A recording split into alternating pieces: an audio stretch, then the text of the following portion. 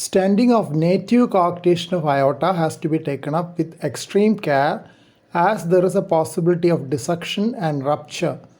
Stenting of re-coarctation after an initial surgical repair is safer due to the presence of fibrosis around the aortic wall.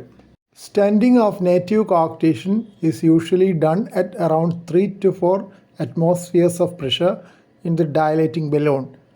It is not necessary to fully dilate the coarctation in a single sitting as it increases the chance of complications.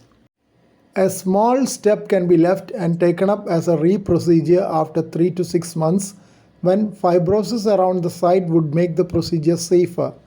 If the step is not removed by redilatation at a later date, there is a chance of strut fracture of the stent at that site.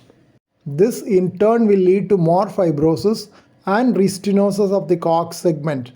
Hence, it is a good practice to call back and redilate after 3 to 6 months to smooth out the lumen of the stent. While taking the measurement of the required stent, the decrease in length of the stent during expansion has to be taken into account.